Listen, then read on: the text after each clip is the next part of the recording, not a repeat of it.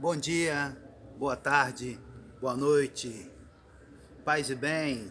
Meu nome é Emerson Sbardelotti e no Paz e Bem de hoje nós continuamos a reflexão sobre a Conferência de Medellín. 3 anos após o Concílio Vaticano II, que ocorreu de 1962 a 1965 em Roma, o Conselho Episcopal Latino-Americano, CELAM, preparou a segunda Conferência Geral do Episcopado Latino-Americano na cidade de Medellín, na Colômbia, em 1968, de 24 de agosto a 6 de setembro daquele ano. Continua valendo a preocupação e o problema de uma autêntica promoção humana. Em uma sociedade que a cada dia se torna mais fundamentalista, preconceituosa, racista e individualista. Neste redescobrimento do documento de Medellín, busca-se reafirmar e reassumir a opção pelos pobres, o pacto das catacumbas da igreja pobre e servidora, o método ver, julgar, agir, acrescido do rever, celebrar, sonhar, que para muitas pessoas será a primeira experiência desse chamado do Espírito Santo, que mais de 5 décadas ecoa por este chão continental, semeado com o sangue dos mártires da caminhada, no segmento do Marte, Jesus de Nazaré. O povo de Deus ainda continua andando no deserto.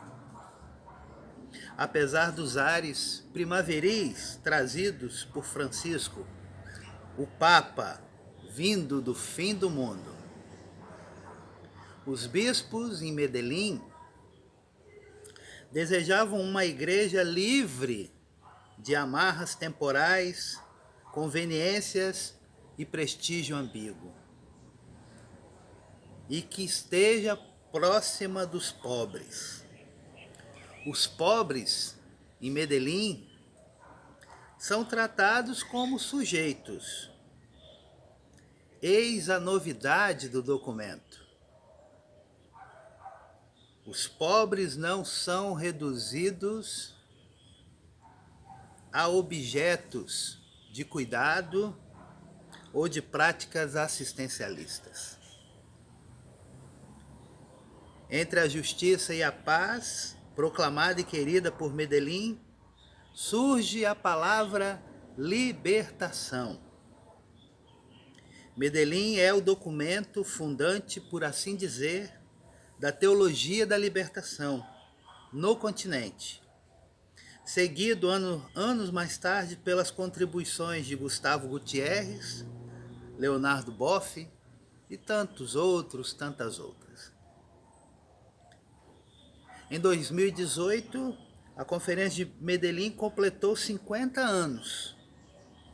E uma forma de homenageá-la foi reunir teólogos e teólogas de vários estados do Brasil e de fora dele para apresentarem reflexões a partir do texto de Medellín e proporem discussões em que Medellín seja atualizada, criando-se perspectivas e prospectivas que estejam em sintonias com o pensamento e as ações do Papa Francisco.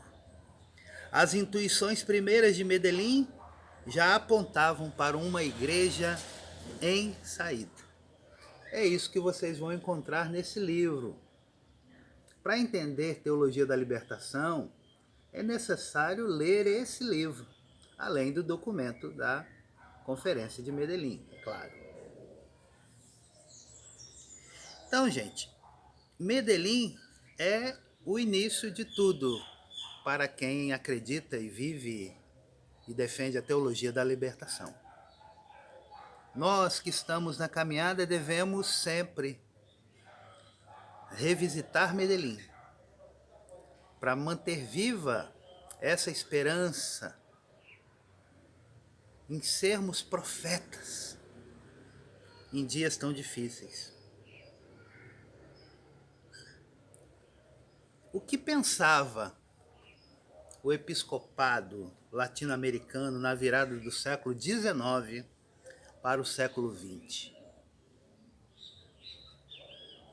A resposta a essa pergunta é de grande importância para se entender os desdobramentos históricos do continente antes do Concílio Vaticano II.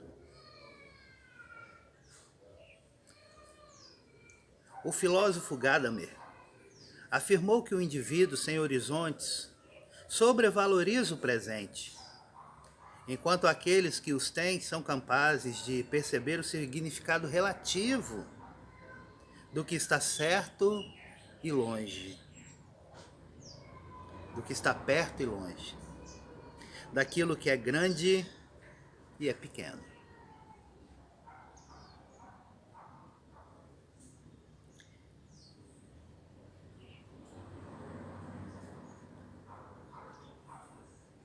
Ao realizar o percurso partindo do Concílio Plenário Latino-Americano de 1899, será possível verificar que, como na navegação, fatos distantes são mais eficientes na história do que fatos próximos, no sentido de nos dar um posicionamento mais preciso.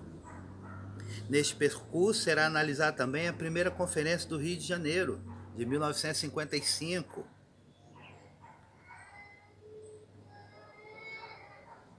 e a criação do CELAM. Em seguida, o grande evento da Igreja no século XX, o Concílio Ecumênico Vaticano II. Diante desse quadro, se apresenta a preparação para a Conferência de Medellín. O texto de Ney de Souza objetivo identificar no itinerário da história do catolicismo na América Latina e do Caribe a ação institucional religiosa diante dos inúmeros desafios encontrados no século XX. O empobrecimento constante desta população, as ditaduras militares. Diante do quadro, será possível perguntar se a Igreja Católica mudou a compreensão que tinha de si mesma e construiu uma recepção criativa no território diante do evento Vaticano II. O estudo histórico certamente contribuirá para uma outra leitura dos textos. Então, como foi dito, a evangelização na América Latina, o Concílio de 1899. No final do século XIX, alguns eclesiásticos sentiram a necessidade de celebrar um concílio que reunisse todos os bispos ibero-americanos. A finalidade era tratar problemas do final do século que se colocavam diante da Igreja e da sociedade do continente. A Igreja dos Estados Unidos celebrara o terceiro concílio de Baltimore. Muitos bispos viam ali um exemplo a seguir. Havia naquele momento uma tomada de consciência de que a população do continente possuía uma raiz comum. Os dois elementos que constituíam o temperamento dessa população eram o católico e o latino. A nova nomenclatura de América Latina estava entrando na linguagem comum. Sua origem mais remota se deve ao mexicano Lucas Alamán e ao norte-americano Henry Clay. Em 1823, o chanceler mexicano Alamán queria estabelecer uma série de pactos de união entre os novos países hispano-americanos, sem incluir o Brasil, que deveria incluir uma preferência ou união aduaneira. Começava a atuar essa política com um acordo com Nova Granada, Colômbia. os Estados Unidos, através de seu embaixador Poinsett, exigiu o mesmo tratamento. A oposição política norte-americana fez naufragar essa política econômica. Como sempre.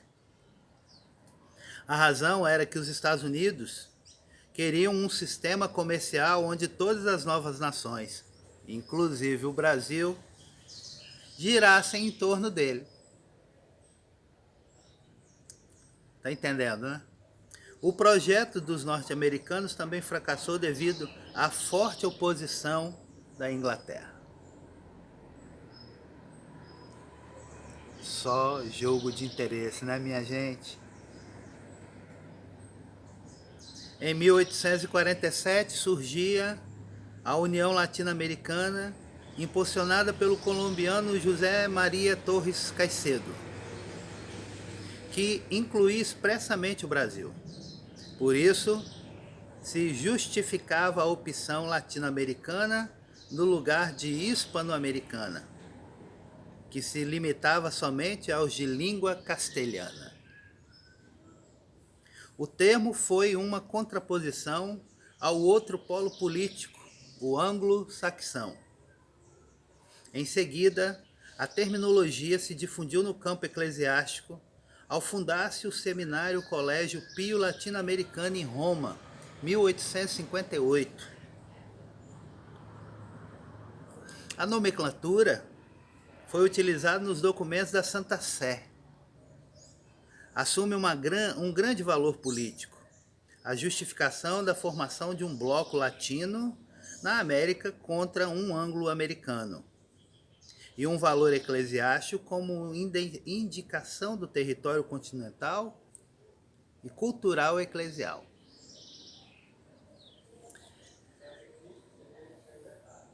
Para vocês verem como a coisa funciona, né?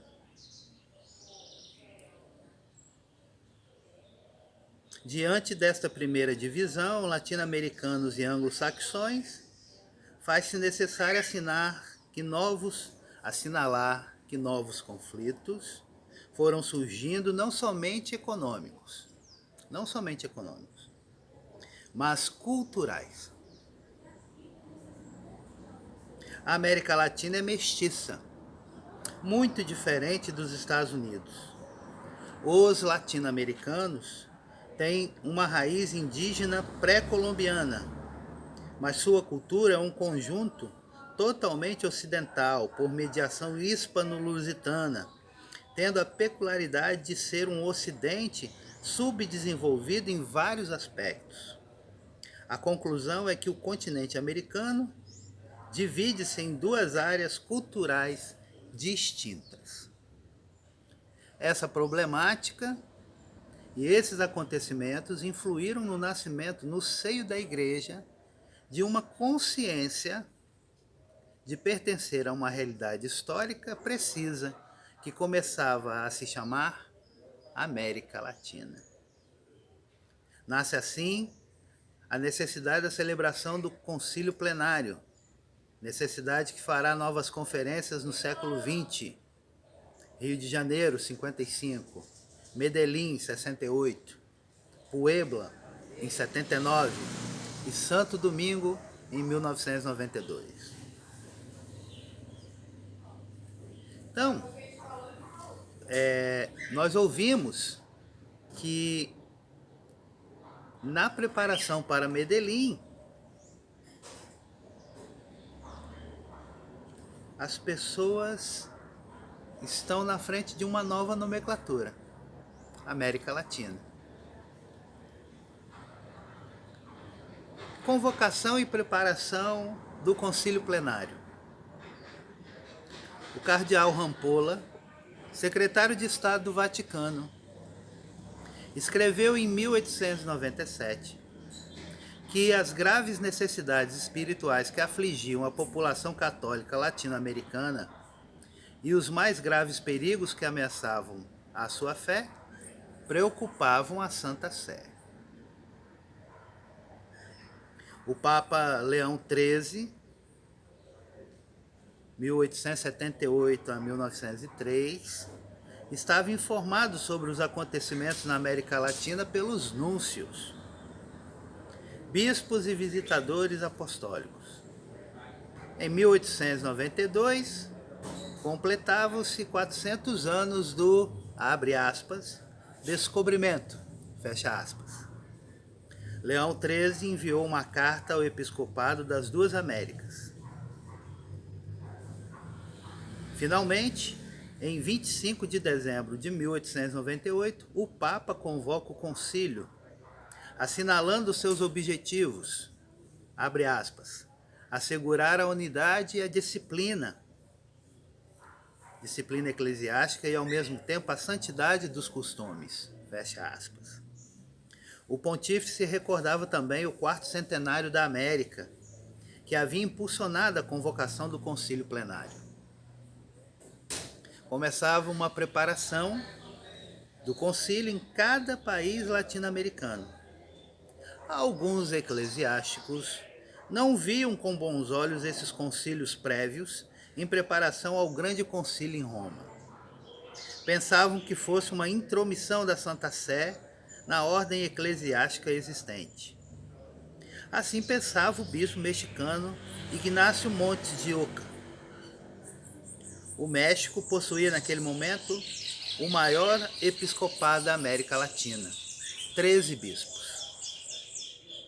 A preparação esteve a cargo da congregação do concílio, que redigiu um esquema dos diversos temas que em 1897 foi enviado aos bispos para estudo e sugestões. A cidade de Roma foi escolhida para receber o concílio por ser a sede papal e pela maior facilidade para viajar, pela instabilidade política na América Latina e pela possível interferência dos governos. Não faltaram oposições por conta da enorme distância, do desconhecimento da América Latina por parte de Roma e da idade de alguns bispos. Foram apresentadas alternativas: Cidade do México, Santiago e Lima.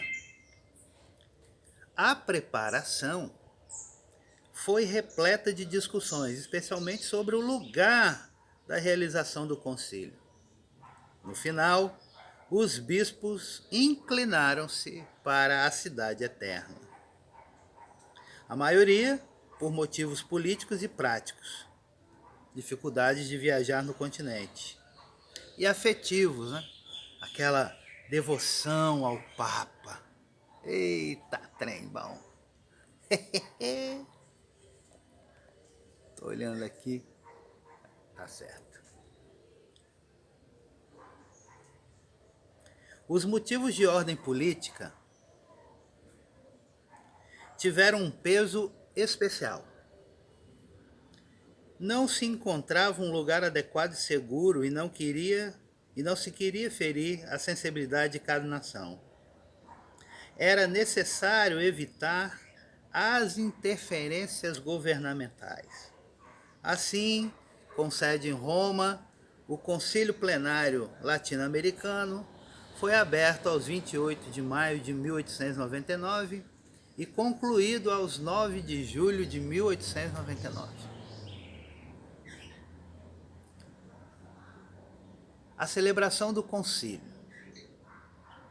Na festa da Santíssima Trindade foi aberto o concílio na capela do Colégio Pio Latino-Americano em Roma. Era um concílio com autoridade legislativa sobre toda a América Latina.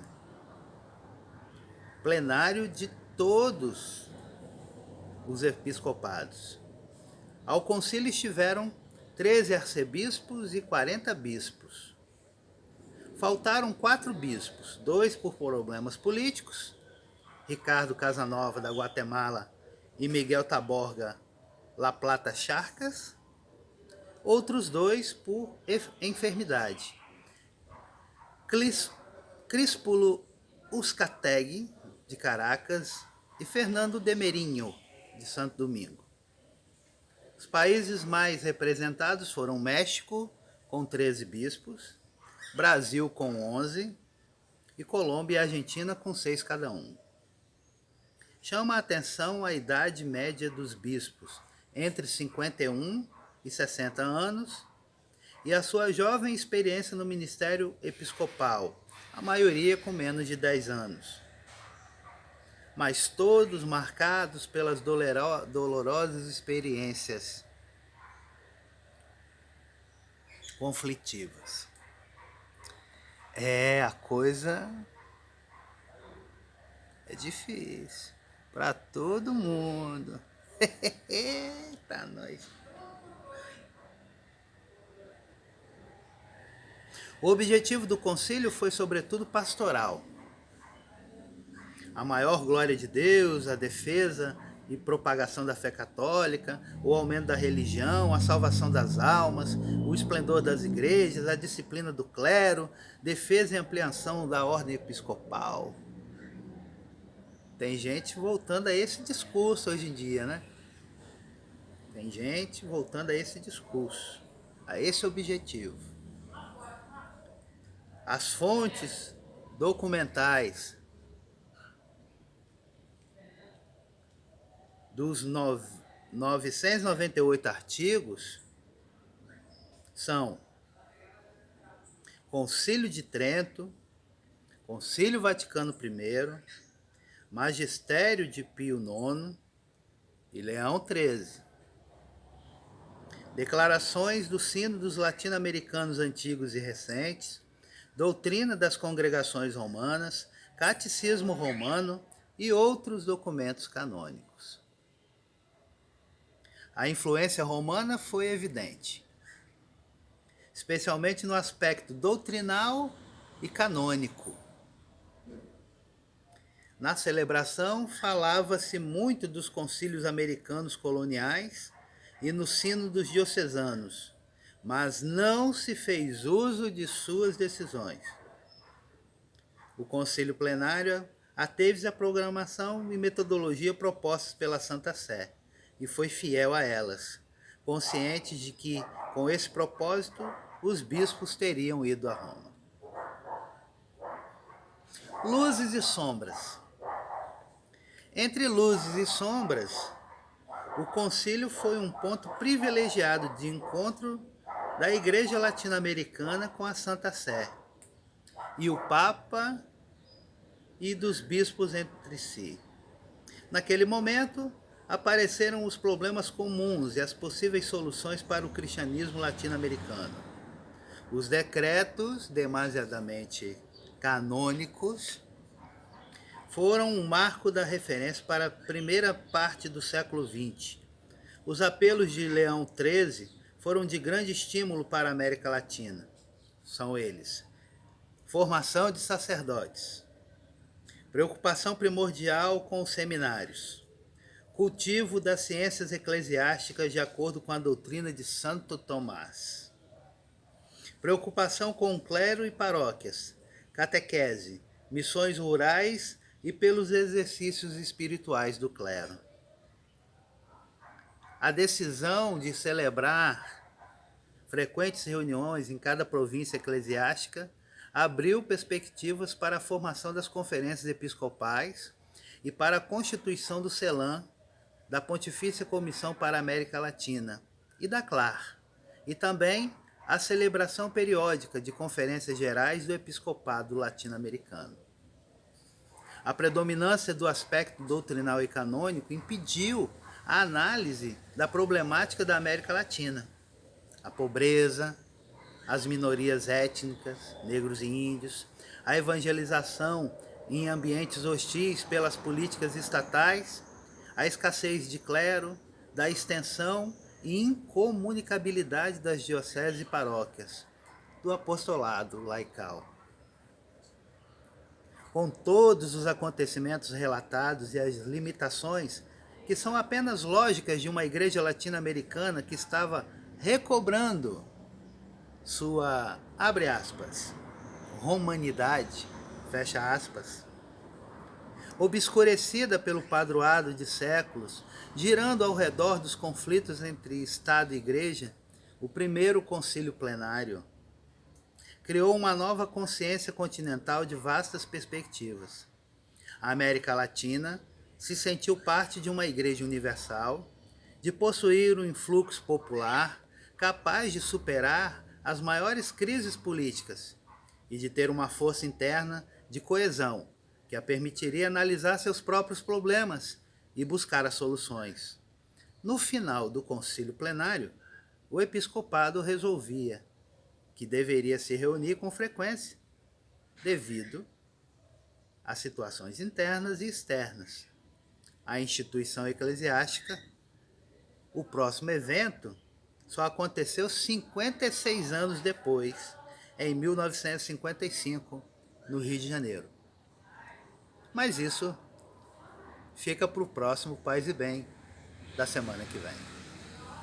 Gente querida, nós estamos estudando a Conferência de Medellín a partir deste livro que eu e Neide Souza organizamos para os 50 anos de Medellín, celebrados em 2018. Compre esse livro, estude. Se você quer conhecer a teologia da libertação a fundo, você tem que entender Medellín. Paz e bem. Vida longa e próspera.